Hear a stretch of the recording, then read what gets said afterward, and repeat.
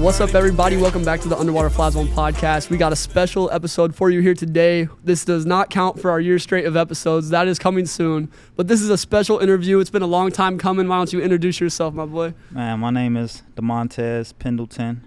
I am owner of No Limit Fitness, here in KC, just trying to make a difference, within the youth and within the community. So, I'm here to do the work that God has placed me here to do, and I got a couple of other things that I do outside of fitness, but that's the main thing right now. Yes, sir. It's a blessing to have you on today, and thank you for letting us come out here, set up in the gym, and tell us about where we're at right now. This is a very special place. Oh yeah, so we're actually at the gym right now. So you're looking at the No Limit Fitness KC gym, where we started this back in 2020. Yeah, that's when I started during the pandemic. I remember that because sorry to interrupt you. We met from a group called EMP, and that's an old thing. If you remember the start of this podcast, I talked a lot about EMP. Still's around, but that's how we got connected, And now here we are in the gym. I remember the start of that though, but yeah, you can keep going. No, you're good, man. And before I even go deep into it, I want to appreciate and just show my appreciation for you and just thanks for allowing me to have a platform to speak, course, what I have to say, and for you to, go through your, questions and things of that nature that you have for me, of course. But I appreciate you, having a platform for people like myself and, other entrepreneurs and other people that are doing, that's outside of being entrepreneurs, teachers. I've seen you had teachers on here. Yeah, my old professors. Yeah, so it's dope that you got this type of platform. So I appreciate you, Thank you. So we make sure you get your flowers, yes, at You're the same best, time. Man. Appreciate it. Yeah, no problem. But so No Limit, man, it started in 2020 during the pandemic. Before that, I was working as a trainer under this business called iRise. And with that business, it just, that relationship didn't work out. Essentially, that was in 2019. Yeah. And, the owner of this, he was just like, hey, you ready? Like, you know what I'm saying? You ready to start your own thing? And, sure enough, in 2020, around May or so, that's when, I started this. And shout out to Keon, my coach, Coach Key, who started. He was with me, coaching with me and stuff like that. And, he helped, build this, what I'm saying, into the relationship that kind of was a part of this. Is really dope to see where we are today in 2024 now. Yeah. You look 4 years later, it's like, oh, wow, like this thing has grown so much. But, that's where all of the work happens. And, we doing a lot about teaching kids how to, not only how to, work out and things of that nature, but we do a lot of deeper work down here. Sure. when it comes to your mentality, like how strong are you. We big on mindset, down here, having a growth mindset. So if you're in the KC area, you know where to come when you're really trying to get the sports performance training that's going to elevate your your journey. And the mental training too that you talked about. We got all the quotes up here. You really developing people on a mental level too. Oh yeah, man. The mental is way more important than the physical. 100%. Because I learned a harsh lesson when I was in college. When I tore my ACL, it put me in a position to where it really tested how strong I was mentally. Yeah. When you tear your ACL, when you go through a surgery and all of that stuff, it really tests you to see how strong you are. And if you don't have the mental strength to bounce back after that, you can go in the other direction. No, for sure, bro. So that's why it's a huge part of what we do here at No Limit. We big on the mental, building you up mentally. We believe that everybody has something special within them. Yeah. It's our jobs to pour, to essentially prune you, to get to get it out. And you can't do that without going through challenges. So we're gonna challenge you. For and sure. We're really gonna test you. Hey, pain is progress, bro. So that's where the mental aspect came from that. That's great, bro. You're literally living my dream. By the time I'm in my 30s, I told Macy this. Some people know this. I want to own a gym someday. That is because, like you were talking about, the physical part is obviously there, owning a gym, but you could literally change lives. My life was changed by going to the gym. Yeah. That's where I learned discipline. That's where I learned self-respect. Bro, it's such a self-development, self-improvement thing to do. And I would love to own my own. But, not yet. Someday, in the future. Someday. That's a long-term goal for me. Sometime in my life, I want to own a gym. So you're literally living that dream out. That's so cool, dude. No, that's dope, man. This wouldn't be possible without our partners.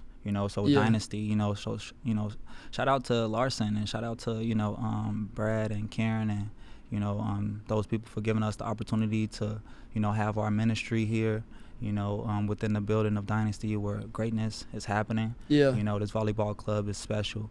They're doing a lot of great things for these kids, for these girls, and, we're just adding, we're just, being a great addition to what they're already, what they're already doing and what they've already, what they already built. So, thanks for, Dynasty and for their organization for allowing us to be here for sure. Mm-hmm. Shout out to Dynasty. I wish I would have vlogged that. And when you were walking us in, showing us the place, I wish I would have videoed that because, bro, trophies everywhere.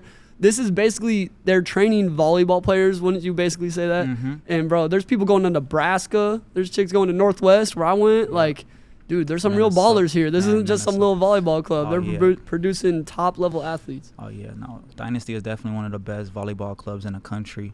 You can do your research. Mm-hmm. You know what I'm saying?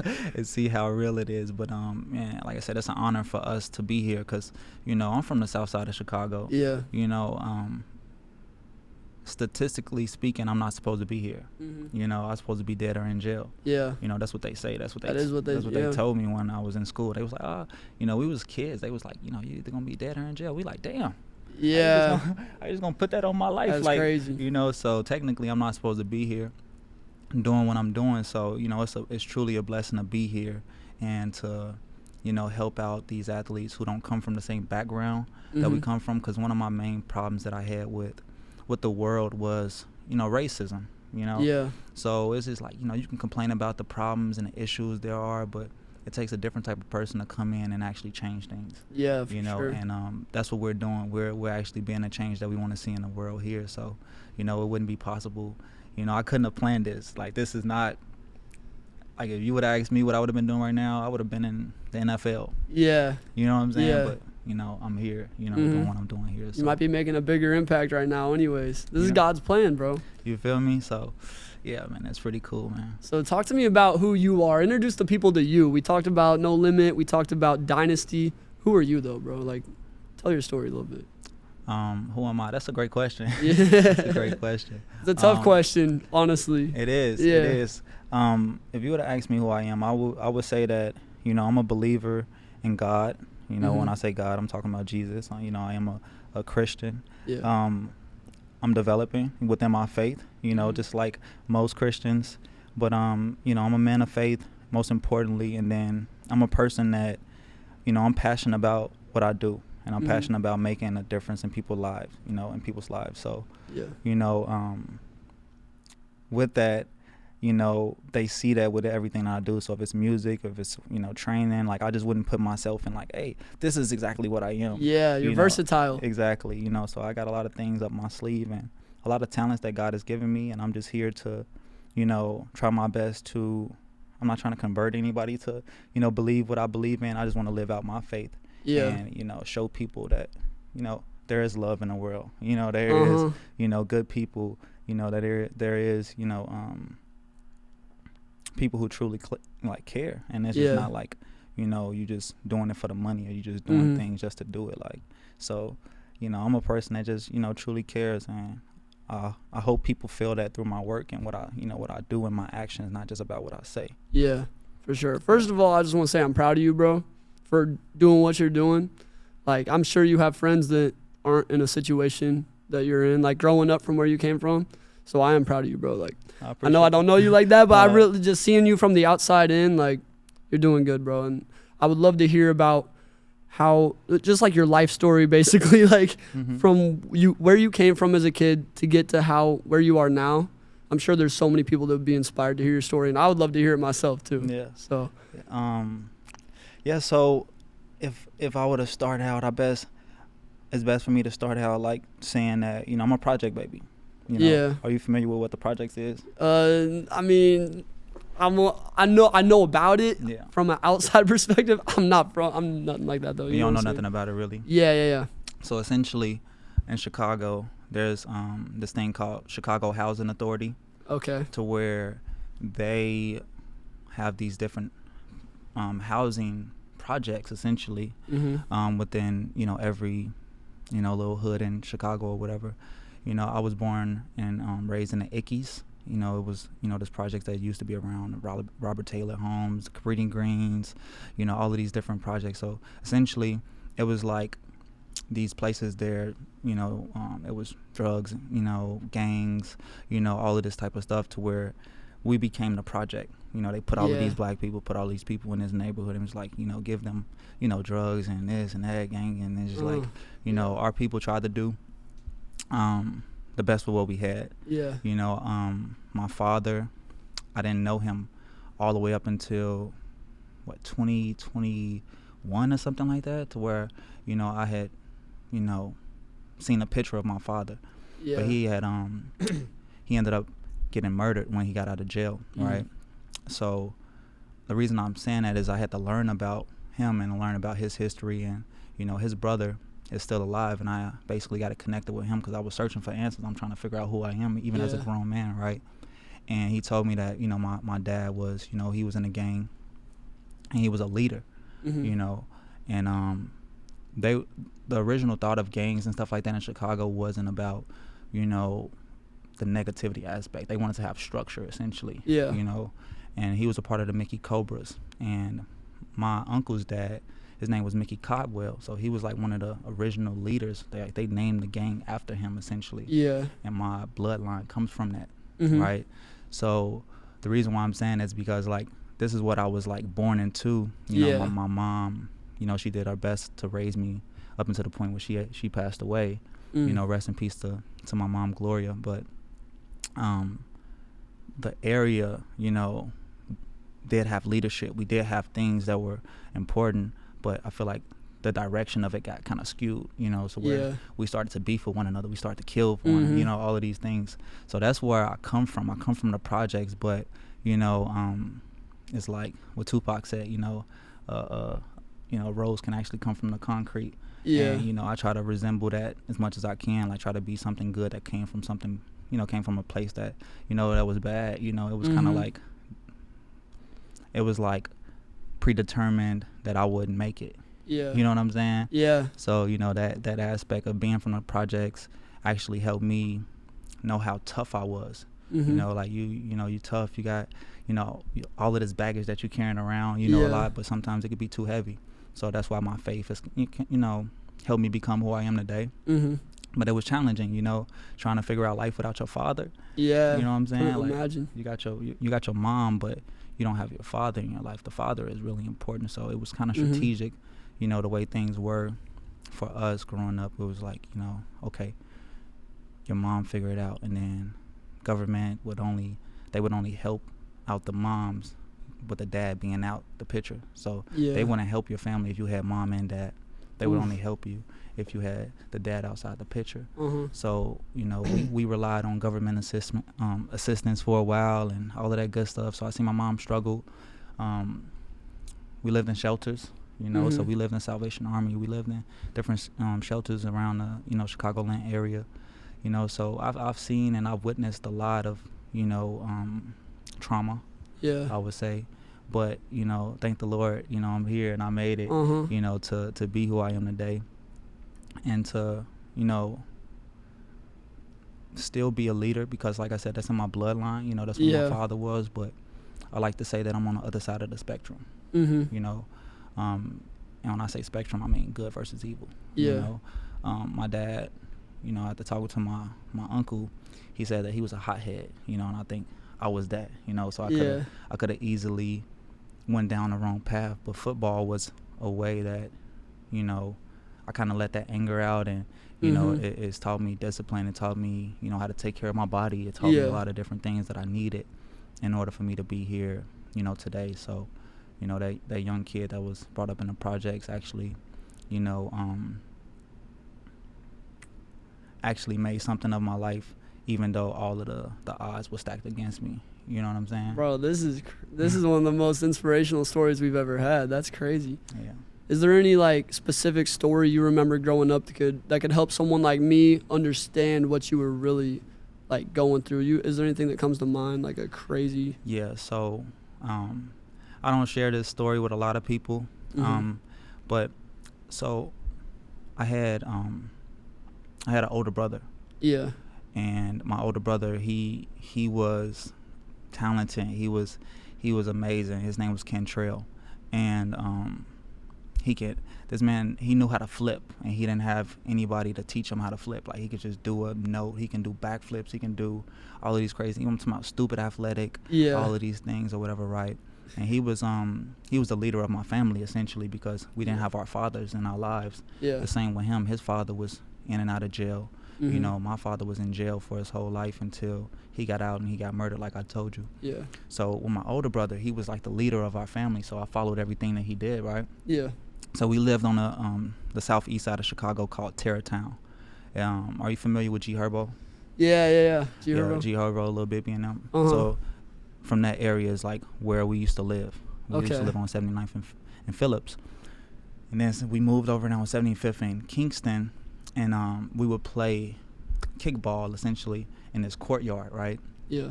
And it wasn't in our place. It was a place that our friends lived in or whatever, right? So we played, kickball, and periodically the ball would go up on a roof. Yeah. Right? So we discovered that we can get on the roof. Okay? So they had the back way that we can go into our apartment, well, into my friends' apartments, to where you go through the back, and then it was a hatch that was open, right? Okay, so it's a hatch that's open. So we went up there one day, like, oh man, this is dope, this is cool. We go on the roof. So this one day, it was October in 2002, to where we went up there. We had spent the night over my friend's house that morning. We got up and we went to Walgreens, and we was bad little kids, so we went to Walgreens, and we was stealing like little fruit snacks and all of that type of stuff, so we can go on the roof and chill, right? And trigger warning, I just want to let you know that there's a trigger warning that basically what happened was the day before it had rained. Okay. Right, and it's just like me, my brother, it was like 3 other people that was up there with us. We seen some construction workers on the other building next to us. And what happened was, they were like, hey, y'all get off the building. Y'all get off the roof. So we started to run back to the hatch, right? Yeah. We running back to the hatch. Everybody's running. I looked around. I didn't see my brother anymore. Okay. I looked down. There he is. Oh, man. Yeah. And instantly, I started screaming, like, man, what the hell, right? So I go to the hatch, go down there. I go to where my brother, his body was, and I'm screaming for help. I'm, crying out for help. And there was this one dude. It seemed like he was like homeless. It was like it was in a movie. Like he ended up calling the ambulance. I was, I had a jacket on. I took off my jacket, put it on my brother. He seemed like he was like trying to talk. His body was like, disproportionate and everything. I'm like, this is crazy. So my mom, she was over my friend, her friend's house. So I ran over there, and I was just calling her name out, like, mama, mama. And she came to the window, and I was like, Kentrell just fell off a roof. She was like, what? I'm like, Kentrell just fell off a roof. So she came down and basically, was screaming and yelling at me, what y'all was doing on the roof? And, I was just like, what is that going to do right now? They're yelling at me, whatever. But, yeah, that was in October 2002. And he actually survived. He was in a coma from October 2002 to in 2017 he actually passed away due to wrongful death. And the reason why I bring that up is because I think some things in life we can't control. I felt like that was something that clearly it was out of my control, so it's something that I had to go through in order to get to where I am today. I had to step up in the role of being a leader for the family. To where, like I told you earlier, my mom, she had cancer and she passed away shortly after that. That happened in 2002. She passed away in 2005. My sister was born in 2003. Okay. You got me? So I had to step up for my family. How old were you at this time? I was only like 8 years old when he fell. Oh my goodness. Yeah. I was only 8, and then, 11 when my mom passed away. And the reason why I'm saying that is because sometimes, when God puts us in scenarios like this is like, you know, you either sink or you swim. Yeah. You know, like, he gave me all of the tools that I needed. It was up to me to find the positivity in those circumstances. So, like, even though I lost my mom, even though I lost my brother, even though I've been through, you know, what most people call hell, I still found, you know, a reason I wanted to live. I struggled a little bit, you know, from time to time with thoughts of suicide and thoughts of, you know, like, actually I used to hurt myself and stuff like that from time to time. Mm-hmm. It's like little cuts here on my, you know, wrist, and, you know, I was just kind of infatuated with pain. Yeah. You know, because I was just dealing with so much, so I wanted to feel something. You know, you lose your mom, that's like, you know, that happened to my brother, the accident. He was still alive, thank God, right? Yeah. But shortly after, I lost my mom, and that was when it was just like shit, you know? Mm-hmm. So I had a lot of anger issues. I had a lot of stuff that was just deep within me. But, you know, like I said, through the grace of God and through, you know, talking about these things with people that, you know, I find comfort in, you know, help me grow and help me, you know, live through those moments and still have a reason to fight, you know. So my sister was that for me. Like, I had to take care of my sister, you know. So I was in like grammar school, elementary school, high school. I was telling people that I would come back and take care of my sister. They was like, what? Yeah. Yeah, so. Oh my goodness. Yeah. What a story. What a story. That's crazy. All right, is it good? Yeah, all right. We had to fix the camera real quick, but man, what a story. Okay, I'll tell you one thing about me recently. I have one of my best friends. He's had cancer his whole life. Mm-hmm. Recently, it's came back and it's bad in his neck, and like, there was even one night I was sitting there and I'm like, God, like, I was mad. I was like, God, why would you do this?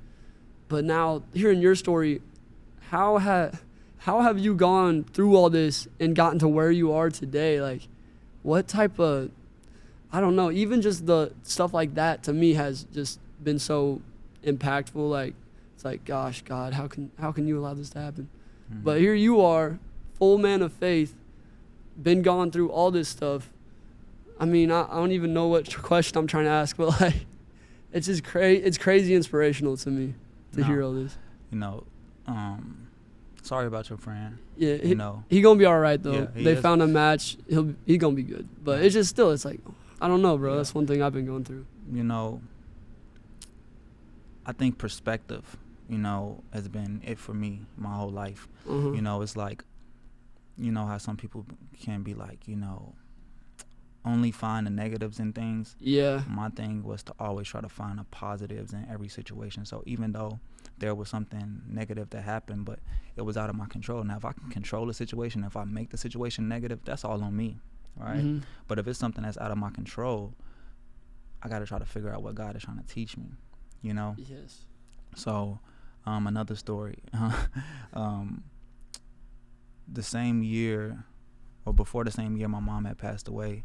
This was at the end of 2004, I believe. So when my mom got sick and everything like that, like we bounced from places, you know, within our family members and stuff like that. So we was living with our cousin at one point in time. That situation didn't work out due to something that happened, and when we moved with my great-grandmother, right? Okay. Because my grandmother, you know, my mom's mom, she ended up passing away due to cancer as well. So we lived with my great-grandmother. And when we moved there, I was living in the basement, and I didn't have a room at that time, right? Yeah. And there was a back part of the basement that was like, it was a room, but it really wasn't a room. It was kind of like a laundry room on the side, but then it's like a room over here. There's like a little space. And I wanted that room, and my granddad lived back there at that time. So this is my great-grandmother's son. Okay. Back there or whatever, right? And then you got to get to the bathroom in order to get back there. So it wasn't like privacy, but it was like more privacy than what I had, because I was literally living in the front of the basement, right? So he was moving out, and I, like, most of my stuff was in the garage at that time, right? Yeah. So I was going back and forth from the garage to the basement, and what happened was my cousin was in there. My cousin, he, you know, growing up where we come from, you know, everybody dibbles and dabbles in the streets. You know what I'm saying? So he showed me a firearm that was back there, right? Mm-hmm. And basically, he was sitting up on this entertainment center or whatever, and he ended up shooting himself. Oh man. And I was with him, of course, when it happened. I was in the garage. I want to see this gun. Yeah. He put the clip in there and shot himself twice. Boom, boom. Right. So I picked him up. I took him in a room and everything. And in a house. I took him in a house. It was literally snowing that day. It was on December 1st. So I took him in the house, and around this time, my family, we was beefing with some other people or whatever that was not too far away. So the story was we was gonna ride with the story that somebody came by and shot him, or whatever. What? Clearly that wasn't the truth. Yeah. So the police arrive and everything. Ambulance arrive. They put me in the back of a paddy wagon. Oh man. Yeah. So they separated me, and they basically like, well, somebody got to go down for this weapon, essentially, right? Yeah. Even though he accidentally shot himself, we were saying somebody else shot him. So they put me in a paddy wagon, and I'm in a what you call it, and then they take me to the station. My grandmother was there with me while they was asking me all these questions, and I literally told them the truth. I told them what happened. They was like, oh, well, your cousin is saying this and that, and I'm like, well, I'm telling you the truth of what happened.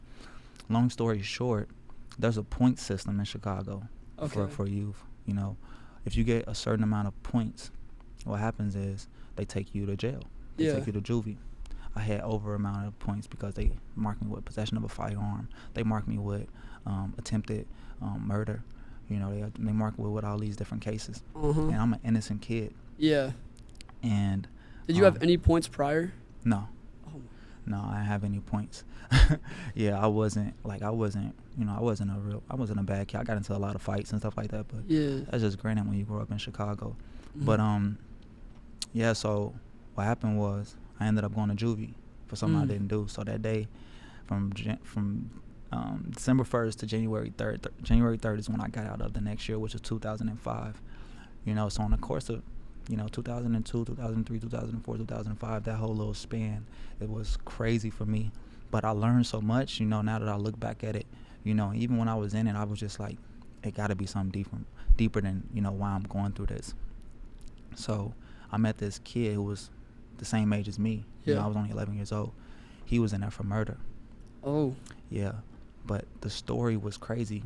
I feel like he was with his cousin. And they were playing dice. They were shooting dice. And the people they were shooting dice with, one of the guys tried to rob the dice game. Ended up shooting and killing his cousin, and he killed and shot the dude, killed his cousin. So I was just like, man, that's ironic. He was with his cousin. I feel like God was trying to tell me, this is just my interpretation. I can be wrong, but this is what I felt in the moment.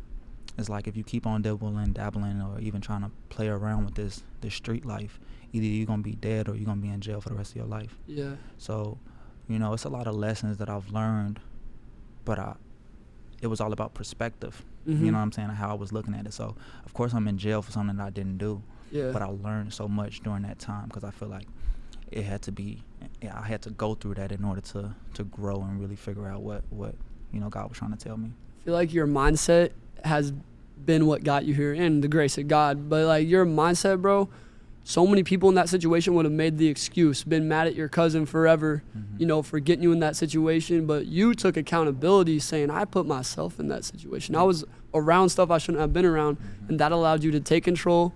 And look at you now, bro. Like I said, living out my future dream. like, bro, it's crazy that you've gone through all this stuff, been at this point, and now here you are. And I think one of the lessons that I've learned from this is taking full accountability. No excuse, ever. You can never make an excuse.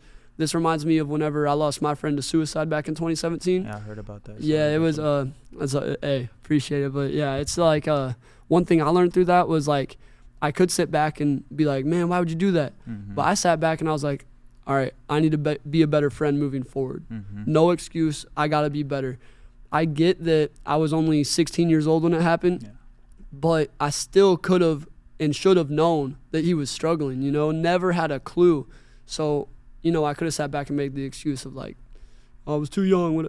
No, I sat back and I was like, I got to be better moving forward. I can't change what happened, but I could change the next thing. And that's kind of what you're talking about. You can't change that happened, but you can change what the situation you put yourself in moving forward. That's so special, bro. Yeah. That's crazy. I hope everybody watching could take something from that right there. Like I said, these are all scenarios to where, like I said, we don't have control over. Yeah. So it got to be something in it, that's trying to teach us something. And you know, like I said, it's about perspective, and for you to have that perspective, it shows a lot about your character and who you are, you know, as a person, as a man that's developing within you know, yourself and your faith.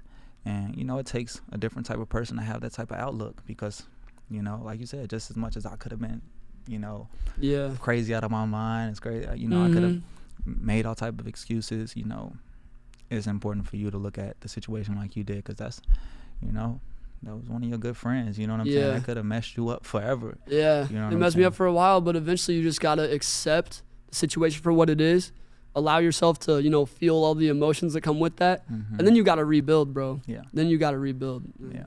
Yeah. Okay, so yeah, let's talk about your rebuild, because here you are in juvie after something you didn't even do. How'd you rebuild and go through all this? I mean, not even just the juvie thing, losing your dad, your mom, well, not knowing your dad, losing your mom, everything we've talked about. How'd you rebuild yourself and, you know, become the person that you said you went back and got your sister? You told me how you pretty much raised her, right?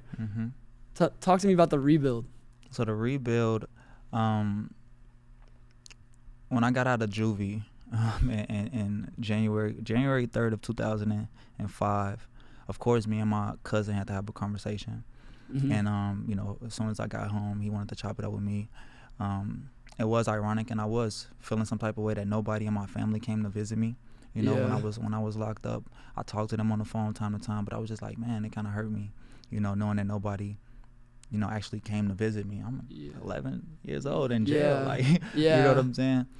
So there was a little bit of animosity that I had for my family, just like man, like who really for me, you know, at the end of the day, because my mom is not there anymore. So I had to, you know, live in a circumstance where I didn't have that, you know. You know, my great grandmother, she had a lot of responsibilities. She wasn't just taking care of me, my brother, my younger brother, and my younger sister. She was taking care of, you know, my cousin. You know, she had a lot of responsibilities. So for me to be selfish is, you know, it's not fair to her. You know, so I wasn't trying to take it out on her, but just in the family and in general, just like, damn, nobody didn't come visit me. But when I got back, you know, he talked to me, and he was just like, you know, we had our conversation that we needed to have, and you know, I don't hold nothing against him still to this day.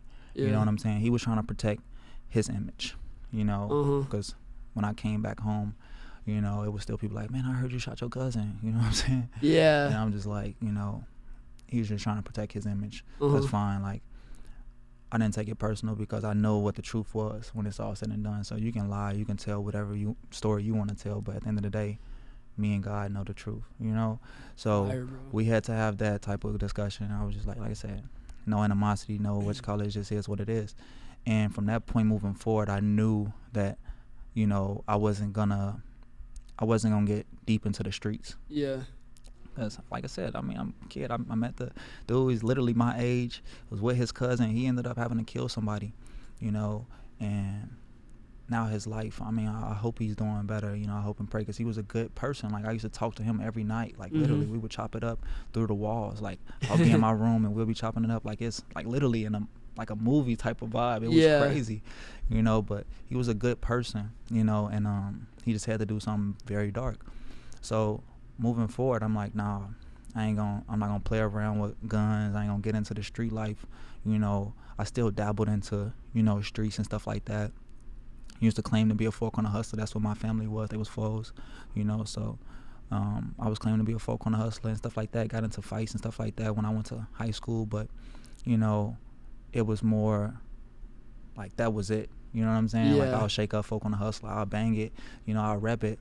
But I wasn't getting to no point to where guns was going to be involved, because I didn't want to kill nobody. I didn't want nobody to kill me.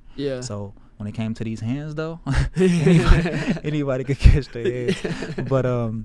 But yeah, man, I just you know, really took that leap of making sure that I was going to get deep into the streets and stuff like that. And, you know, that was when I was in 6th, 7th grade.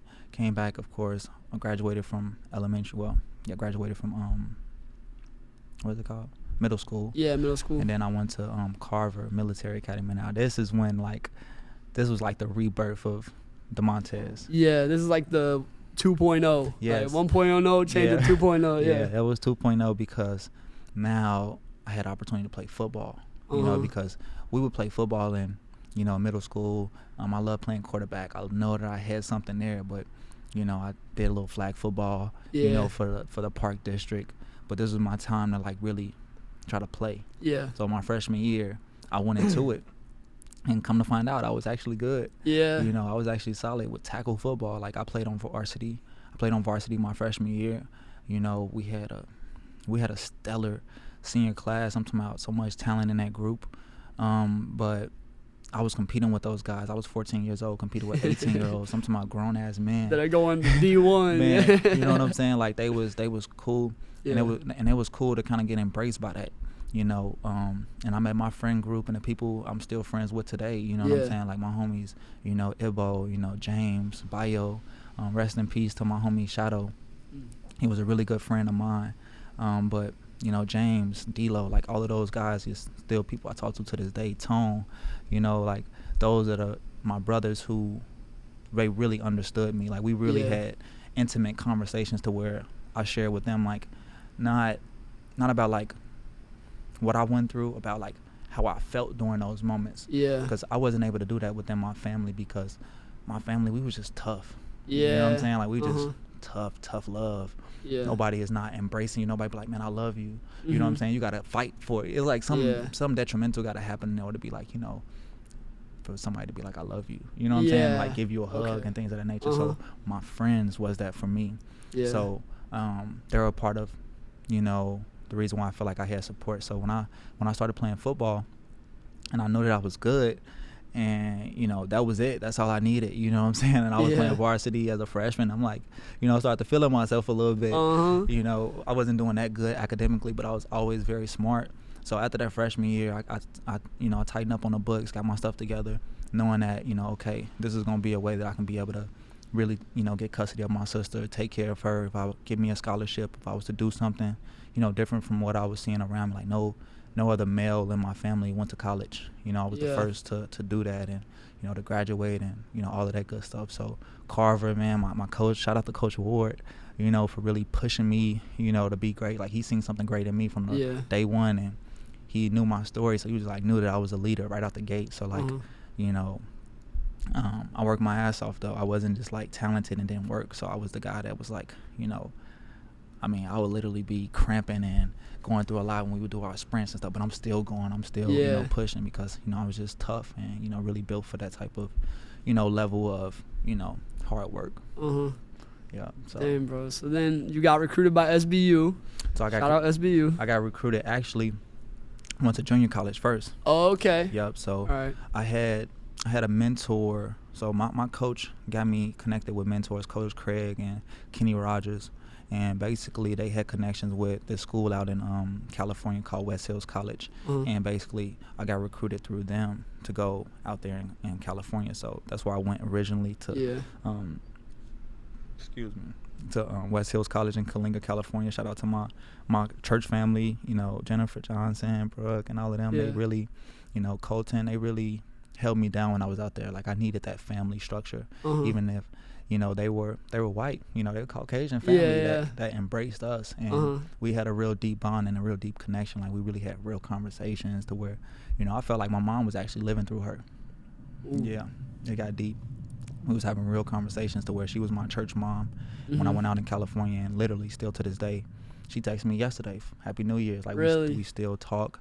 You know, we still communicate because it's real love there. You know what I'm saying? So I needed that. They showed me like what real family, like how, I wouldn't say my family's not a real family, but when you grow up in that type of environment, the family dynamic isn't like, oh, you know, showing a lot of love and doing it's just a different dynamic. You know what I'm saying? I feel it's like we all love each other, but we ain't around here like, oh, I love you. Yeah, no, you know for sure, bro. For sure. You know what I'm saying? So I needed that type of love because I didn't hear it enough and I was going through a lot. You know what I'm saying? So having that and having people to really talk to about that stuff and, you know what I'm saying, like really dive deeper, it was cool. And then after that, I had a homie in junior college, his name Mikey. Soleil, Watch Me, where I was telling you about who made the shirts. Shout out to Mikey. Sick. And my brother me and him was like working our ass off like every single day, you know, even after practice and stuff like that our sophomore year, because we wanted to get recruited, of course. Yeah. And basically we started doing recruiting for ourselves. Like Okay. we did our own highlight video. You know, he gave me the script on how to basically, you know, get recruited. So I started reaching out to coaches myself. I started to send them, you know, my highlight films and, you know, all of that stuff. So I basically got in contact with Coach Clun over at Southside Baptist. He was the defensive coordinator at that time. And, you know, told him what I had going on, boom, boom, boom. He reached back out to me. And then my homie Tone, you know, Antonio, he went to junior college with me. And I was just like, well, you know, if y'all want me, y'all got to take him too. Okay. So they took me and Tone, and that's how I ended up at Southwest Baptist. That's lit, bro. And then I guess, so from there, that's probably how you ended up in KC too then.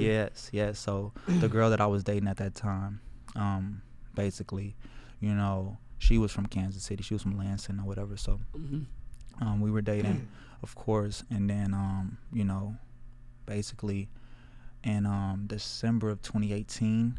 So once I graduated from SBU and everything like that, I was still out there. I was doing construction, you know, had my hands in, you know, doing stuff like, you know, had my job and everything like that. I worked at a lumber yard out there doing construction. And then I went back home because my whole mission was to come back home and get custody of my sister. Yeah. I feel like I got caught into the college life and, you know, just being there afterwards to where I really wasn't fulfilling what I needed to do.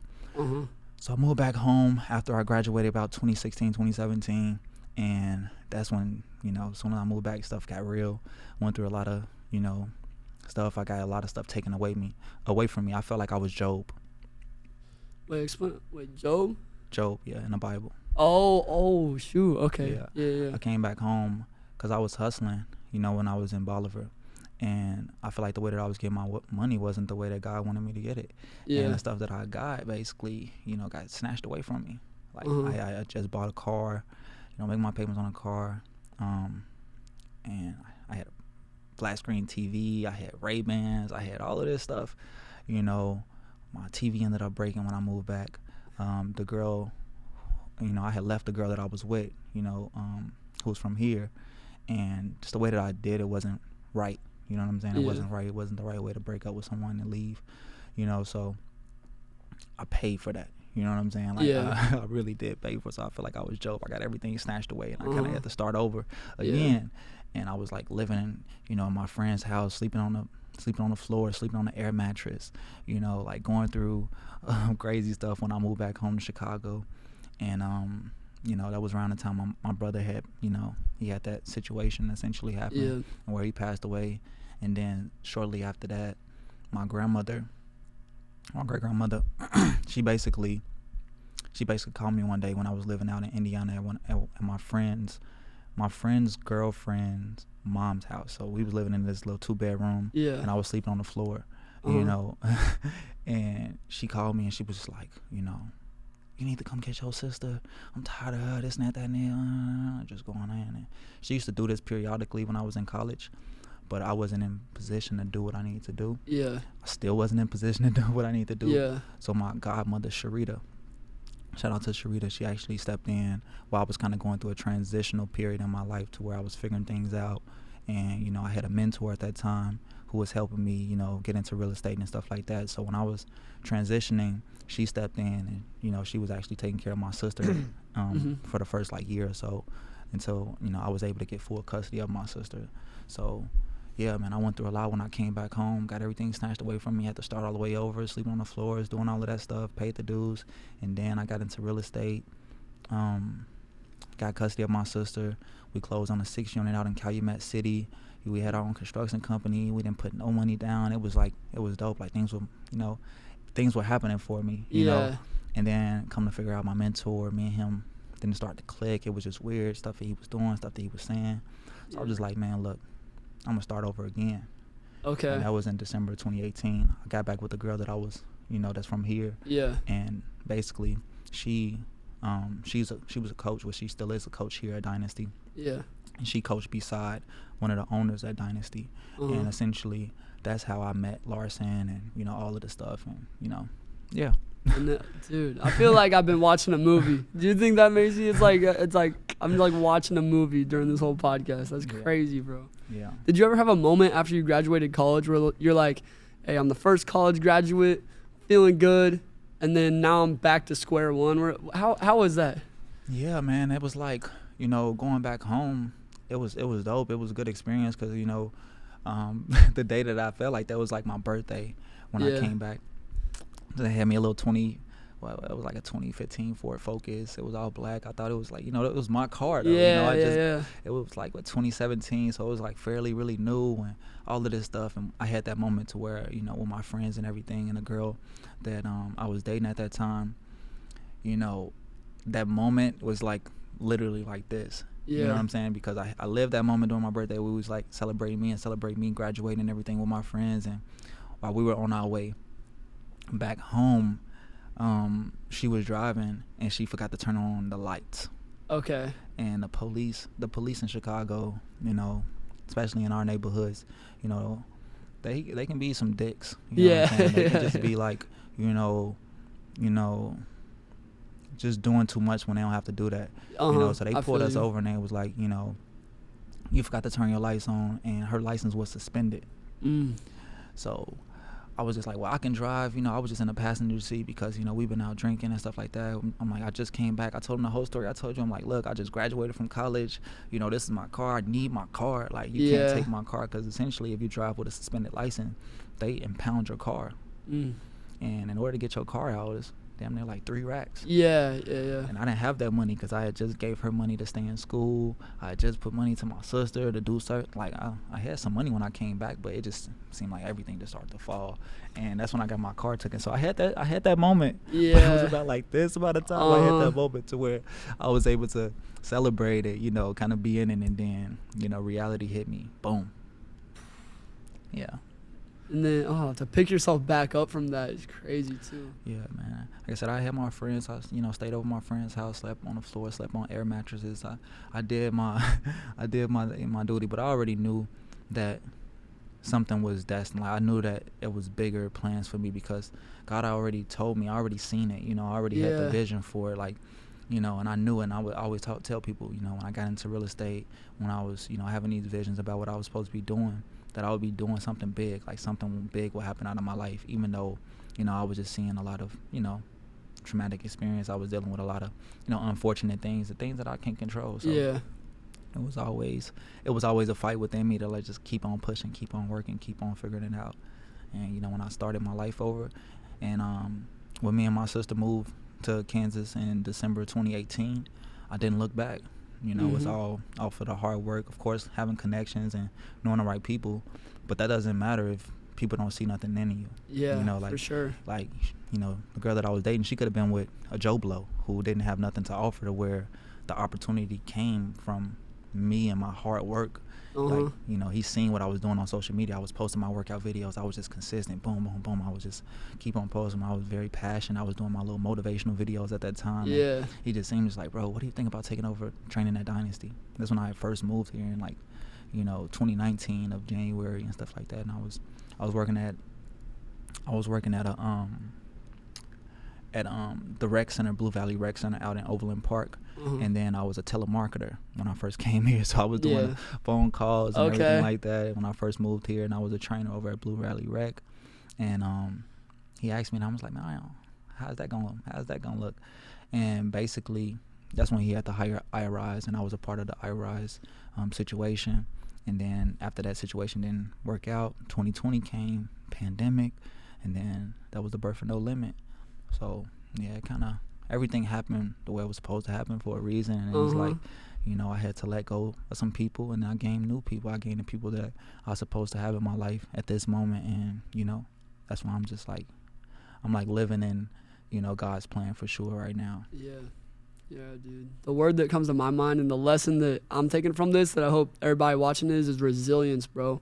No matter how bad it got, you were resilient. So many bad things have happened to you, but here you are with a positive mindset, talking about God's plan, doing your thing, bro. Like, there were so many moments where you could have given up, but you never gave up. You stayed resilient. And I think that's the biggest thing I'm taking away, is like, no matter how bad things get or how confusing life gets, never give up. Just keep pushing, because God's plan is not for you to be miserable, bro. There's always light at the end of the tunnel every time. No, man. And the resilience factor is just like it's easy to just give up. Yeah. You know, it's hard to like stay in it. Oh, 100%. You know what I'm saying? So my message to people out there is you got to do what is hard. You know, you can't, like, when things start to get hard for you, like what I tell the people that I train down here, that's when you have to go harder. So when things get hard, don't just shy away from it. That's when you got to go harder. So when it start to burn, and you start to getting them push-ups or whatever it is, go harder. Yeah, Push bro. harder, because that's when you're going to have your growth. Because after that, you're going to feel that hurt. You're going to feel like, oh, man, I'm sore. But that's when you're going to start to see those gains. That's when you're going to start to really get to that next level if you get into that mentality that Muhammad Ali had. And he was a big influence on my life because I didn't have my father. So I used to watch Muhammad Ali a lot. And even though he had a different faith of mine, I loved the way that he presented himself. He was very knowledgeable. He was smart. Yeah. He had charisma. He was rhyming, and he was like, he brought a lot of energy to boxing and stuff like that. But he was very intelligent. So I used to watch his interviews, and he once said, like, he didn't basically start to count his reps until things start to burn. Yeah. So he was just like, go crazy, go in and go in. So I look at that as like life, essentially. Like, when things get hard, you just got to go harder. For sure, bro. That's called living a little, too. What's up? All right, bet. Wait, you good? All right. I want to say one thing that my dad tells me. That's called living a little. When things get hard, that's when you really are living life, bro. Because when things are easy, you know, you're laid back. You know, you're not really living life. You're just kind of going with the motions through the comfort zone, bro. I remember on June 9th, I think it was June 9th, it was my big show we did this summer. We had our big Underwater Fly Zone event. Had like 150 people there. It was crazy. Wow. It was, and that room only held about 40, so we had it overflowed. And my friends were sitting there. They're like, "Are you nervous? You're about to get up and talk in front of all these people. Are you nervous?"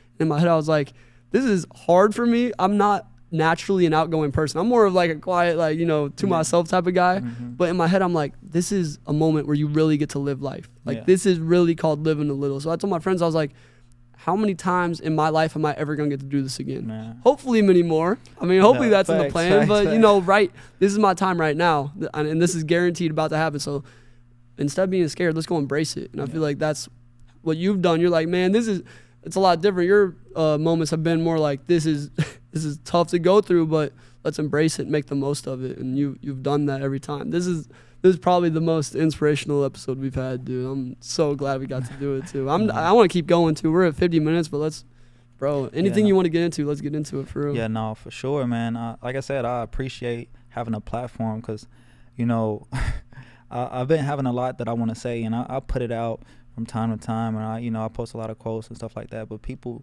truly don't, understand me, because it's just like, man, what's up with this dude? I know they see me doing music, they see me doing music video, they see me doing, I did a lot of highlight footages and films, like documentary style films for Dynasty. Yeah. So people seeing my talent and people seeing, what I bring to the table.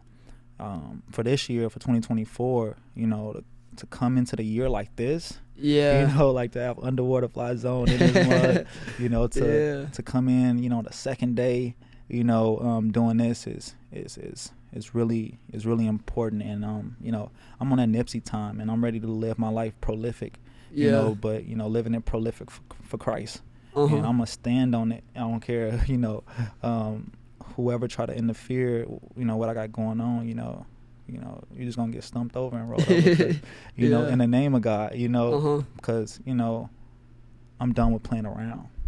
Bro, I'm feeling that. Right now. Yeah, like for I'm sure. done. Like I've had all of this stuff just cooking up and brewing for all of these years, and I told you I was gonna start my own platform, but I think it's different when you have somebody to come in your space and figure out your life. Yeah. And I think this is a good way that I can kind of like bridge and start to do my own thing now that people start to understand me a little bit different now. Yeah, you know what I'm saying? Because people don't take you serious unless somebody else take you serious. For sure. That's so true, bro. They see you with somebody who's popping or doing good things, and then they be like, oh, so. Yeah, 100%. I understood that, and I'm like, okay, I'm just going to wait.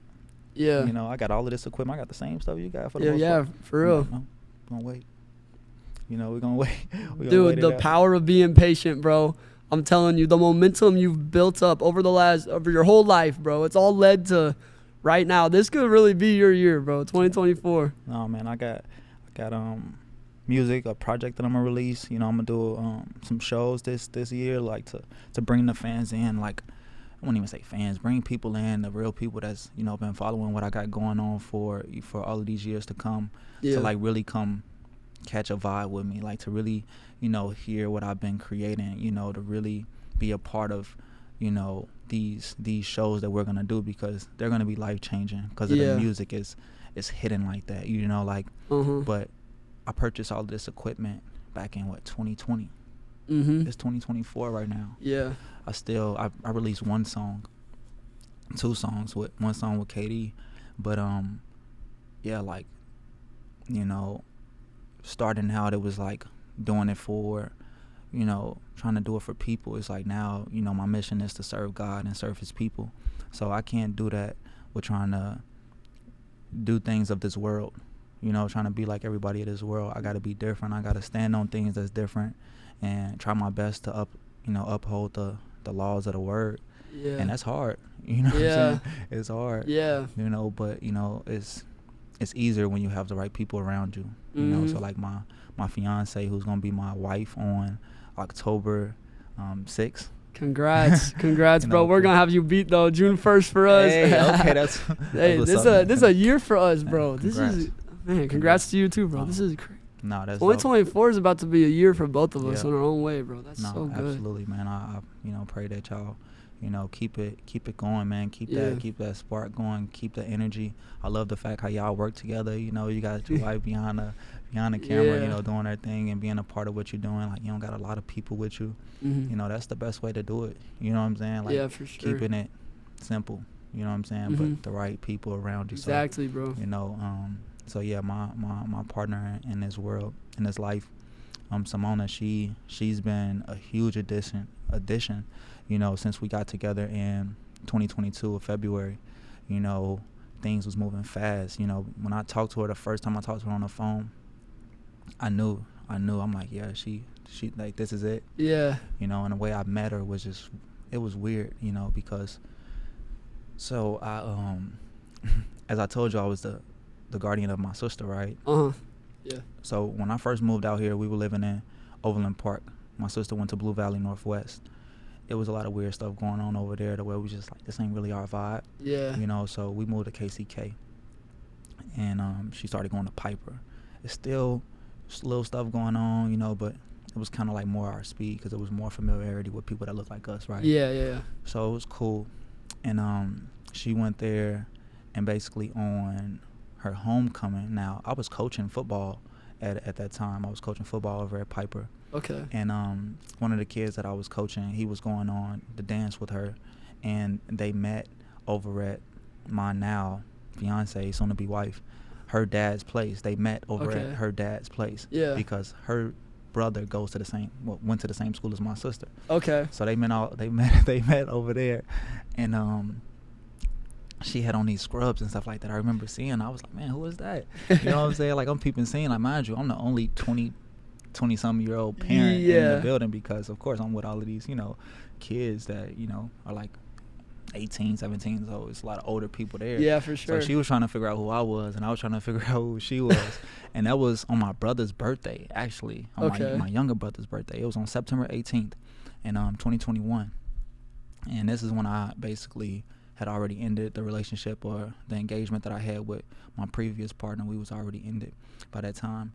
And you know, I was still open, of course, and I'm still trying to find myself at the same time. So we didn't like talk or nothing at that time. She was being super friendly to me. She was like, do you want any water? Do you want anything? Like, she was trying to like talk to me, and I was just like, man, why she being super nice to me? Like, what's up? But we didn't really like talk, you know, at that time, until next year, in 2022. She followed me on Instagram. I followed her back and went on there. I'm like, oh wow, this can be my wife. So I instantly reached out. I'm like, you got a man? And ever since then, it's been on. That was it? Oh man, that's crazy. I was, you know, real smooth, just like straight to the point. Because, you know, in today's society, like, I ain't with all of the, you know, the weird stuff. You know what I'm saying? Like, I'm very upfront, you know, for the most part on, like, you know, we still got to know each other. We was challenged right out the gate of our relationship to really see where we meant to be. Like, right out the gate, it was crazy stuff that was happening in our lives, to where it was just like, you know, y'all sure y'all ready for this? But and she weathered the storm with me. She was there by my side ever since we've been together, bro. And having her a part of this journey with me has made me stronger, has given me more strength within my faith, because she challenged me on faith. We pray, we do a lot of things together. We're not perfect. We still growing. We still trying to figure things out. Yeah. You know what I'm saying? But to have, a woman like Simona is just really, really important for anybody out there. If you're a man, you need a rock by you. Yeah, you're not even whole until you get. Yeah, bro. That's exact. I could feel that one for sure, bro. Well, I have two things to say. One, I feel like that confident approach, just getting to the point, you got a man. Like, she's already knowing, like, this dude, he knows who he is. He's approaching me. He knows what. I think that's the way to do it, in my opinion. Because I can tell you our story in a little bit. But the second thing I want to say is, do you think she'd be down to get on a podcast with all four of us? Absolutely. Because that would be fire, bro. She would. Yeah, she would love that. She really. She hated that she couldn't be here today. She wanted to be on the FaceTime, like, on the side. Ah, man. Okay, bet we're doing it then. Because here in a couple months, like, leading up to our wedding, we're just going to do a bunch of relationship advice episodes. Oh, yeah. So we're going to lock it down. We'll find a date, bro. Yeah. That's going to be lit. Yeah, that'll be fire. She would definitely be down for that, and for y'all to meet her and see, her vibe. I think everybody will definitely gel together really cool. That'd be really fire, good. bro. I'll save our story till we do that episode. Okay, cool. Because I mean, the people have heard it a million freaking times, but it's pretty funny. It's pretty funny. I like the dynamic. I see the love, man. Yeah, it's really dope. How old are you? I'm 23. 23. She's 21, right? 21. For like 30 more days.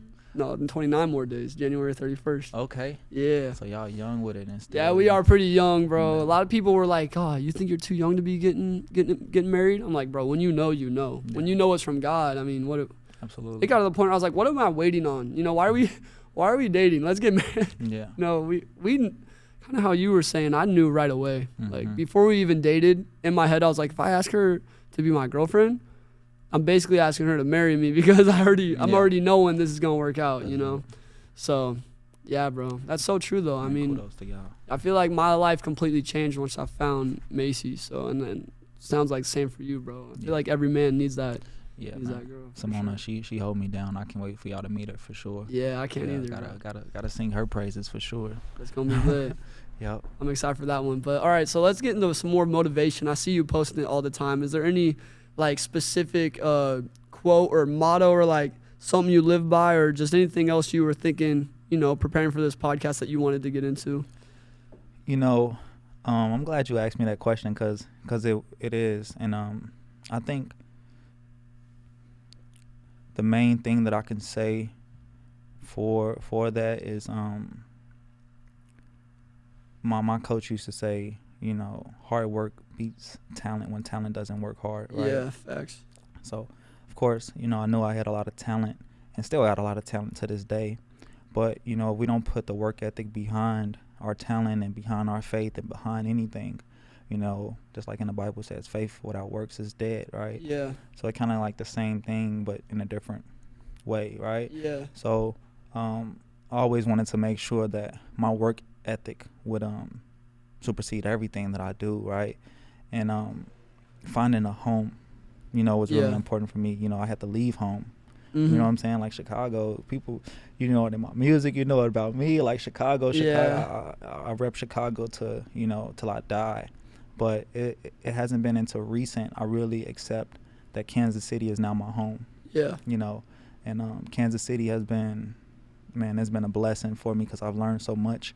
It hasn't been an easy, experience for me to find my way. You know what I'm saying? Uh-huh. Even with the relationship and the partnership I have here and everything, like we had to have conversations that are hard to have, mm-hmm. Just to make sure we all on the same page and we're going about things in the same way. Yeah. You know what I'm saying? Like, because I want to make sure that I'm working with people and I'm collabing with people who understand my mission and things are similar. Mm-hmm. And now we're here in Kansas City, and it's just like the city has been really accepting me for, who I am. In Chicago, I feel like the fact that it's so big, people are just, it's just the mindset is a lot different. You know what I'm saying? So coming here was important for me bring my work ethic, to bring all of these things, and to now to be able to like, man, no, this is home for me right now. You know what I'm saying? And I'm really appreciative of that. You know, so now I got work to do here. When I was at home, it's work to do there, but I feel like I was either gonna get killed or I feel like I was gonna kill somebody. Yeah. Because, you know, people sending death threats to me and my family, all of this other stuff. You know, I was just like, I had to, you know what I'm saying, like really think about some stuff. Like, man, do I really want to dance with the devil? Yeah. You know what I'm saying? Do I really want to stay here, and like, even though I'm getting death threats from people, even I'm, you know, and I'm not moving in that type of light at all. But it's like, you know, I didn't feel right, you know, so that's why I had to leave my home, and I found a new home to do the work in and to work my butt off. So, you know what I'm saying? You know, the faith without works is dead, and that's the main thing for real right now where I'm at with it. It was like, you know, I'm not playing around no more. It's time for people to really see me. I'm really going to be out here with the people, like, you know, vibing and, you know, helping, you know what I'm saying, and serving, because, you know, not just here for, you know, to play around and play games with people. You know what I'm saying? Bro, for sure. No, I feel you, bro. I feel like something that's crazy about hearing your story and stuff is like, you know, the way we're raised is kind of forms our mindsets and forms our outlook of the world. And that's why we get, you know, in Chicago, a lot of people might get trapped in that mindset of like, you know, not making it out. Could you pinpoint what for you made you different? Is there any, or like, I don't know how to even, would you be able to pinpoint why you had the mindset of like, I'm gonna make it out of here, when a lot of people, you know, never had an influence that would put them in a position to have a mindset like that? I'm gonna give that credit to my grandmother. Yeah. My great grandmother. You know, she's still alive. You know, we don't talk often at this point right now, but Cora McKinley is her name, and I love her dearly. You know, I want you to know that for real. Like, you know, if my grandma ever watched this, you know, I really love my grandmother, and, you know, she showed tough love. She was from Mississippi. Okay. You know, and she kind of had to deal with, you know, picking cotton and things of that nature, right? Yeah. So she was real tough, but what she taught me, what she instilled in me was, you know, she really brought me to God.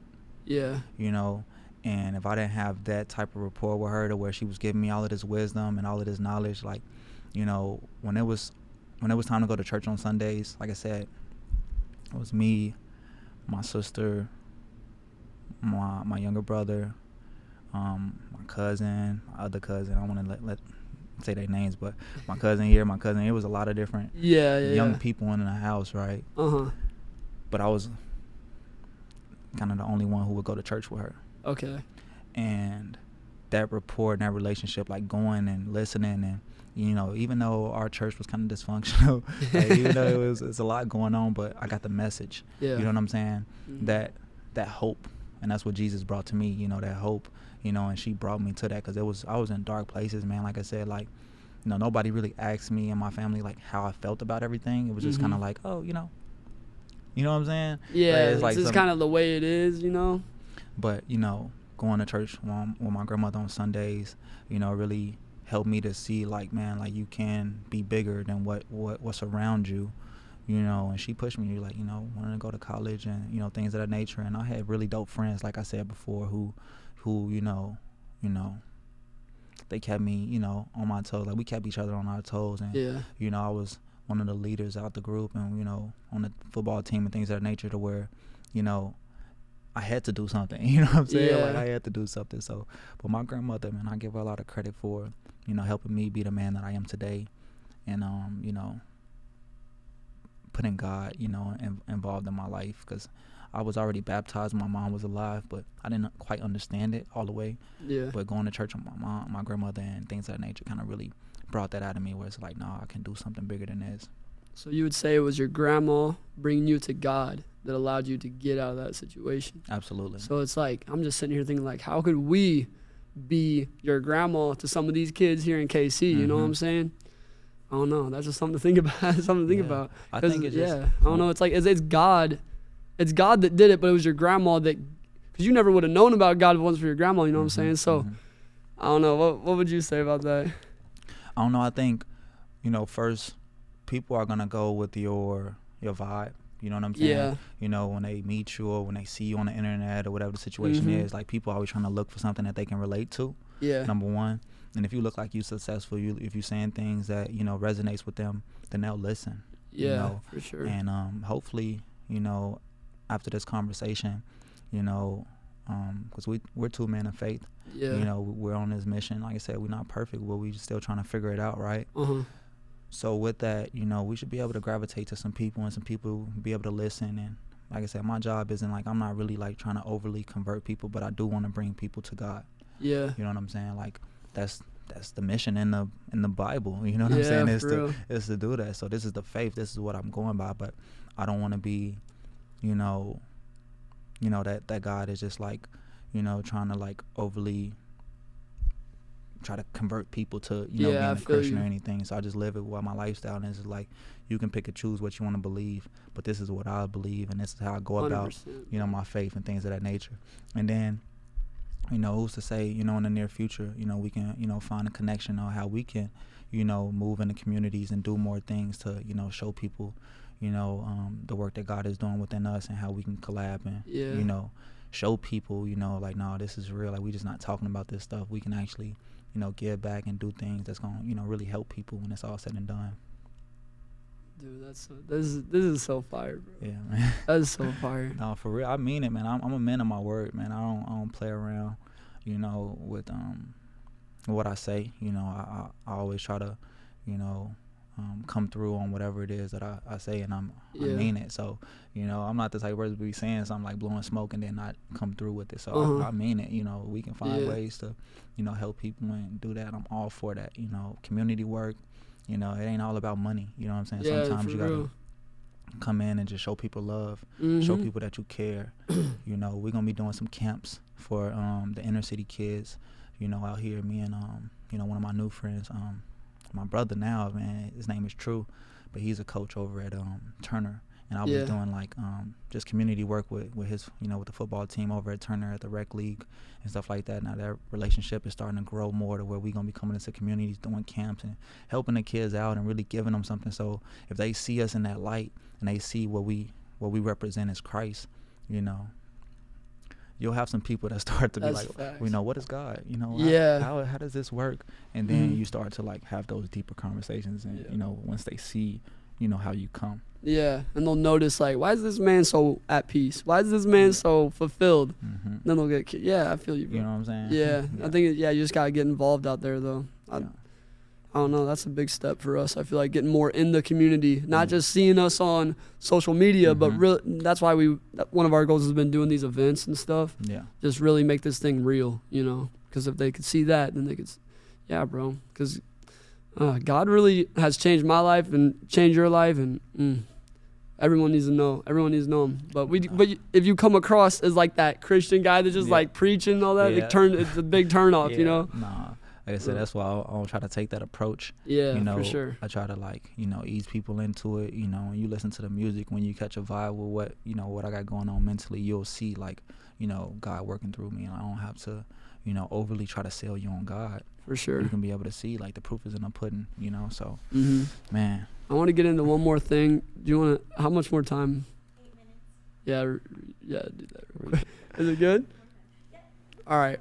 Yeah, we'll probably wrap this up in a little bit, but there's one more thing I wanted to get into is like the perception people have with people that come from where you come from. You know what I'm saying? Like there's a big narrative that, you know, I don't know, there might even be people watching this being like, you're sitting down with a dude from Southside Chicago. You know what I'm saying? So like, can you speak on that and just show people like, I don't know, it's not what our perception may always seem to be, I guess is what I'm trying to say.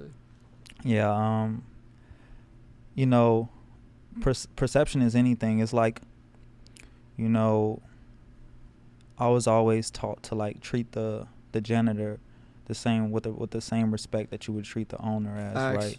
You know, not looking at people's outer appearance or what they may have, because you never know what they can give you. Yeah. You know, so, you know, with that, you know, being from the South Side, like I wear that so proudly, and I say it so proudly because, you know, there is a ideology that people have. There is a perception that people have of people like me. Like I told you when I went off to college, you know, people was like, you know, where you from? I'm like, I'm from Chicago, Southside. And they be like, oh, you from Chirac? I was like, Chirac? I'm like, Chirac, hold on, slow down. I'm like, slow down. Like, you know, I actually lost, you know, my cousins, you know what I'm saying, due to this shit. Like, I actually lost, you know, my best friend due to this shit, you know. So I don't represent Chirac, you know what I'm saying? Like, I don't put that out there like that, because basically what it's doing is adding fuel to the fire. Facts, bro. You know what I'm saying? Facts. It's adding fuel to the fire. It's adding fuel to, you know, all of the nonsense that's happening. And, you know, I seen a lot of people got successful off of, you know, music and media and stuff like that basically heightens the violence that's going on there. Yeah, you know no, for sure. Like I feel DJ Academics, man. Like DJ Academics did that shit, and you know, a lot of the rappers, you know what I'm saying, from Chicago, you know, like they successful, but what they pushing is bad. And I challenge everybody from Chicago, Lil Durk, Herb, Bibby, you know what I'm saying, all of those guys to change up the dialogue. You know, it's like you can be, you know, whatever it is that you know, want to be, gangster, whatever that is, cool. But it's just like what you giving to the kids is what they gonna feed their souls, because the words that you saying are really impactful.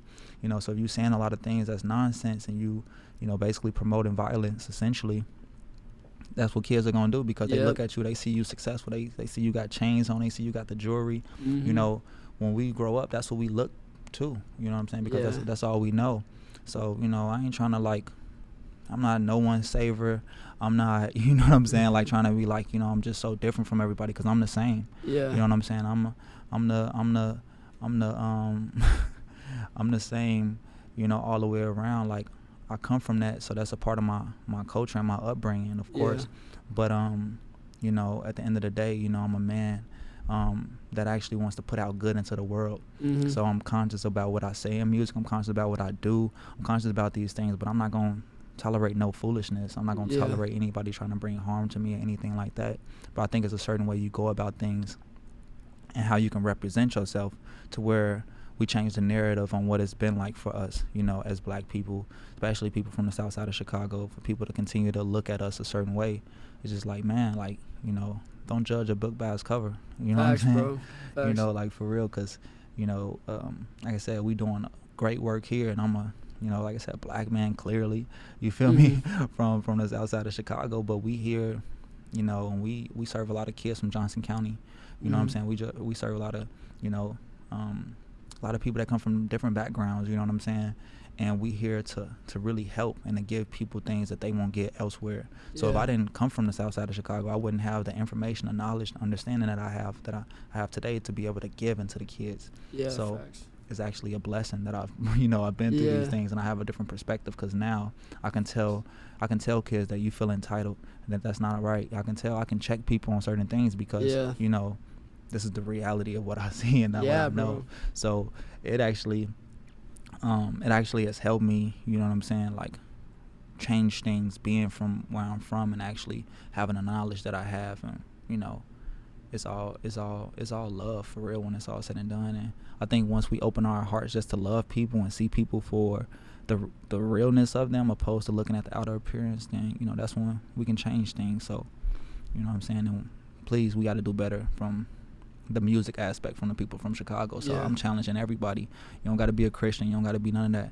But change up the dialogue and how we go about our music. And, you know, it ain't about influencing or, you know, making violence popular. Like, that shit is whack. That's not it. Facts, bro. And that literally, like you were saying, that is influencing the kids. I see it even we went to Ray Peck. It ain't far. It's far from Southside Chicago, but there's people listening to that music, and then they think they from Southside. They getting in fights in the hallways and stuff. I'm like, that's not even you, bro. Like, what are we doing? Man. And like what you just said too is what I was about to bring up next. Is I feel like our world has lost just valuing people. It's like, oh, you got a different opinion than me? All right, then, you know, done with you. You know what I'm saying? Or you look different than me, or you come from a different place than me. We just have these like misinterpretations of who somebody is. And I remember one time we were making a vlog out in Kansas City underneath a bridge in the West Bottoms. It's a really cool spot. We were like skating and stuff. It was like 10 p.m. so it was nighttime. And these two or three dudes came up to us wearing shiesty masks. dreads, you know what I'm saying? The typical guy that you might be like, yo, you know what I'm saying? But I went up to him, I was like, hey, what's up, guys? They were like, hey, you want to be in our music video? Like, let's get it. Yeah. This is sick. And then I showed other people that, you know, we posted that video and people were hitting me up saying, bro, what you doing? You got to stay out of there. I'm like, bro, that was a lit night. You know, they came up to us. We made a video. It was a good time. You know what I'm saying? So I guess the message that I would say is don't let your misinterpretation of what you might think somebody might look like, you know, hold you back from making a friendship. I hit those dudes up today. Still, you know, we got each other on Instagram. You know, it's lit, bro. It's like so many people miss out on relationships that could be very positive, influential relationships because of a, you know, honestly, what is it called? It's like subconscious racism, I guess you could say. Yeah. It's like, we ain't with that. We ain't with that. It's real, man. And it's still stuff that, you know, of course, you know, I deal with to this day. Yeah. But the way I choose to deal with it is a lot different. Like, I'm not about, like, trying to, like, be mad about everything no more. At first, I felt like I was just mad. Like, you know, I'm dealing with racism like this, you know. But now I'm just like, man, look, people gonna hate. People gonna do whatever they want to do. I'm gonna continue to show love. I'm gonna continue to move in a way that I'm gonna move no matter what people are doing. I'm not gonna let people, you know, control my emotions. You know, when you let people control your emotions and, you know, if they just say a word that can literally make you flip and just like, man, you need to really reconsider where you are in your life. You know what I'm saying? Because for sure, it's just like you'll lose your life, or, you know, you'll lose time for your life if you was to hurt somebody for calling you a nigger, or, you know, for doing certain things. It's like, nah, you can't move like that. You can ask questions to be like, you know, what's up with that? Like, where you get this from? You know, to like really try to dive deeper into where they come, like where they're getting at, opposed to, you know, just getting angry, getting mad, and doing something that can basically, you know, cost your freedom. You know what I'm saying? So it's really about how you choose to deal with things, and we find hate from our own people. You know what I'm saying? Like, you know, being in the hood, you know, it's just hate. That's what it is when it's all said and done. If you racist, if you know, a person who just dealing with self-hate, so you hate others, it all derives from you and where you at. So if a person is trying to, you know, make you feel a certain type of way and make you feel bad about yourself, 9 times out of 10 they don't feel good about themselves. Facts, bro. You know what I'm saying? So, you know, it's reflection, and, you know, I reflect love. So when I meet people, I love myself, I love my life. So I'm gonna show love. I'm gonna speak life into you. I'm gonna speak life into her. I'm gonna speak life to everybody around me, you know, because that's how I feel about myself. Yeah, you bro. know? So, you know, for the youngins out there, man, it's all about where you are internally, and then that's gonna, you know, be your output. You feel me? That's a powerful mindset. I hope I'm definitely gonna have to make a reel out of that one, bro. That mindset right there could change the world. Yeah, for real. No, hopefully it does, man. I'm just trying to do the work. You feel me? Again, man, I'm super thankful, man. Appreciative for you. Of course, bro. You know, you pulling up on me. You being able to adjust the schedule. Because I did hit you with the 11. Like, nah, like, you good, bro. That actually, hey, gave us an extra hour to get prepared. You know what I'm saying? So you good, bro. This is such a blessing today. Yeah, man, I appreciate y'all, man. Yeah, such a beautiful, you know, team that I see here. You know, what y'all doing, man, and, you know, the influences is growing, and, you know, any way I can help and be a part of it, you know, I would love to, you know, to do that, and you know, we can figure out where this goes from here. But man, I appreciate the platform, because clearly I had a lot to get off my chest. Oh, bro, we running this back too. We got the dating one. I'm gonna get you, bro. I was just about to say too. We definitely got to connect more. I know we're on 2 different sides of the whole city. It's quite, you know, it's a drive to get here, but it's worth it, bro. Yeah, this is sick. This is exactly what I want to do someday as well. And yeah, I'd love to get you more involved in what we're doing too. Well, yeah, you know, we're expanding what we're doing, man, and we looking for coaches and, you know, people that want to do training and stuff like that. So, you know, if that's something that you're truly interested in, you know, we can make some stuff make sense, because like I told you, we already inside of the high schools right now. We on the Missouri side, we on the Kansas side, clearly. You know, the thing is, I just need more help. So if I got more help, I can, you know, put more people in position to do the work. Y'all about to see me get some that's crazy, bro. No, I'm so down. Like, yeah, man, because No Limit, man, there's no cap, you know, on what we can do. So that's why we call it No Limit, you know. So, you know, we want to expand our mission and what we're doing, and have coaches that have the same values that we really value at No Limit. So we can just continue to push this energy and get these kids ready. You know, it's really mainly about the kids, but we still help the adults too. We still do adult fitness and, you know, stuff like that. My fiance, her mom, she comes down here and train with the girls all the time. You know, so we work with the adults, but the kids, they're the future. And we really got to make sure that they understand the importance of taking care of their bodies, taking care of the mind, and really understanding how powerful their mental is, because that's something that just gets, you know, kind of downplayed a lot. People be in dark places mentally, so they're not able to, you know, fully live their lives. Facts. But if we can impact their mindset and really get them to understand how powerful they are at a young age, you know, maybe we can lower the risk of suicide. Maybe we can lower the risk of people hurting themselves, you know. Maybe we can lower the risk of, you know, depression and things of that nature, you know, with, you know, taking care of your body, you know, making sure that you not only just like, you know, working out, but, you know, you may need to add some therapy in there. You know, I need it myself. You know, I've been through all of this stuff and I never had any therapy. I never had like, you know, legit, you know, one-on-one conversations with a therapist. You know, I kind of just been, you know, my girl is my therapist. You know what I'm saying? Like, the people around me been helping me, you know, manage all of this stuff, you know, and I try to give all of my problems to God and be like, hey, you figure it out. I'm taking it off me. So, that's, you know what I'm great. saying?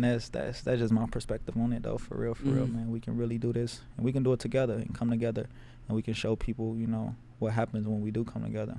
Facts, bro. Well, hey, we need to talk some business, so I think we're gonna end this one. Facts. But hey, shout out to everybody who watched this. And again, bro, I just want to say before I end it, I said I was proud of you earlier, but after hearing your story, bro, I don't know if anybody had told you that, but I'm very proud and I'm very grateful to be able to sit down here and hear your story. So thank you so much for coming on and delivering it. And yeah, for real, anytime you want back on, you hit me up, say, hey, bro, I want on. I'm gonna say, let's do this thing. You know what I'm saying? This is such a blessing, and I'm sure everybody who watched, you know, this is one of those, I already know everybody watched the whole thing. You already know. It's like watching a movie. Like, for real. This thing was amazing, bro. I hope so, man. I appreciate you again, man. And yes, sir. Again, thanks for the opportunity to have a, you know, you give people a voice on this platform. You know what I'm saying? And having a voice and having an audience to talk to is important, you know, because, you know, you want to talk to somebody. You want to get through to people, you know, and you have that. You've been working your butt off. You know, I seen where you were at, you know, in 2021 when I got the hoodie from you. Y'all pulled up on me and everything. Yes, sir. It's like, man, now we in 2024, you know, and, you know, your platform is growing. And like I said, man, I want to, you know, be involved, and we can do a little, you know, a lot of different things, you know what I'm saying? We'll be creative, so we get that going. And thanks for the audience, man. Thank y'all for, you know, tuning in to, you know, watching this episode. You know, if you're a No Limit Fitness athlete, if you want to be a No Limit Fitness athlete, if you want to be a part of what we got going on, we've got a lot of opportunities for people to, you know, be involved in life and, you know, grow. You know, we have an internship program to where, you know, kids in high school, they actually are interning down here and like training and stuff like that, learning from the best, because we are the best. Yeah, 100%. You know what I'm saying? Like, we're gonna take the camera upstairs and we're gonna show y'all they the best, bro. They got the trophies falling off the walls. It's crazy. Yeah, man. So thank y'all for viewing this, and hopefully something that was said today resonates with you, and you know, we can all grow from this, you know, this episode, and, you know, grow from this experience for real. Facts. So, man, I appreciate you. Appreciate you, bro. That was lit. Hey, make sure you subscribe and make sure you go follow No Limit Fitness on Instagram. Yeah. What's the Instagram handle? It's NLF Kansas City for the business page, and then it's NLF Coach P. So NLF No Limit Fitness, Kansas City, NLF Coach P. There we go. Go tap in, y'all. Go tap in. And hey, shout out to y'all. This is the first episode we're dropping over 1,000 subscribers. We just hit 1,000. Hey, so that's what's up. Hey, shout out to you guys once again. All right, peace. Peace out, y'all. Have a blessed week. 2024. We're here. See y'all later. Let's get it.